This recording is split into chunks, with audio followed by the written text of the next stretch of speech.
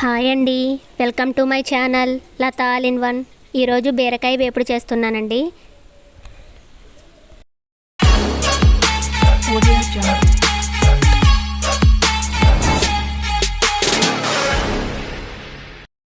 Stove on చేసి ఒక కడాయి పెట్టుకుంటున్నాను. దీంట్లో 3 టేబుల్ స్పూన్ల ఆయిల్ వేసుకుంటున్నా. ఆయిల్ హీట్ అయ్యాక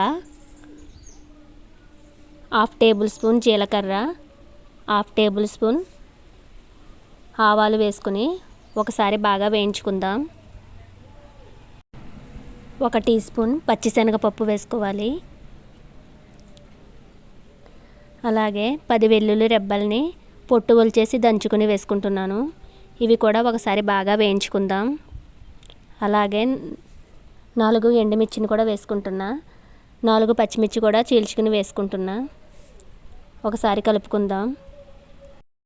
సన్నగా కట్ చేసుకున్న ఆనియన్స్ కూడా ఒక చిన్న కప్పు వేసుకుంటున్నాను. వీటిలోనే 2 రెమ్మల కరివేపాకు వేసుకుని బాగా ఫ్రై చేసుకోవాలి.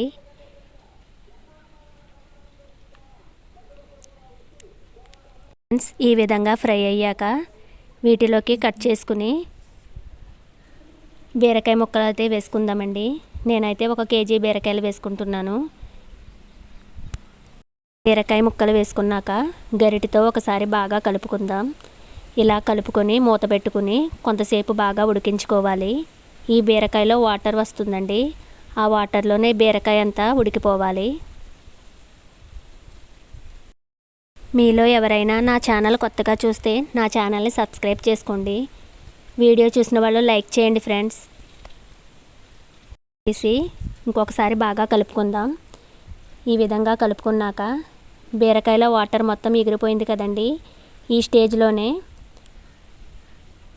రుచికి సరిపడా సాల్ట్, 1/2 టీ స్పూన్ పసుపు,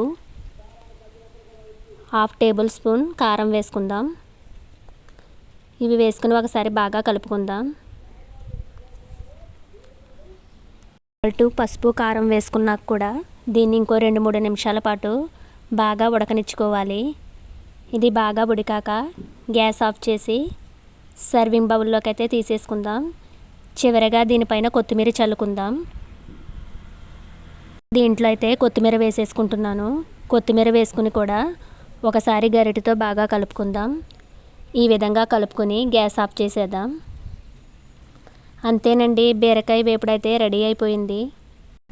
బీరకాయ కర్రీ అయినా వేపుడైనా చాలా బాగుంటుందండి. హెల్త్కి కూడా చాలా మంచిది. బీరకాయ తొక్కల పచ్చడి కూడా చాలా టేస్టీగా ఉంటుంది. నా వీడియో నచ్చితే ఒక లైక్ చేయండి. కొత్తగా నా ఛానల్ చూస్తున్న వాళ్ళు నా ఛానల్ని ఇప్పుడే సబ్స్క్రైబ్ చేసుకోండి. Thanks for watching. Thank you all.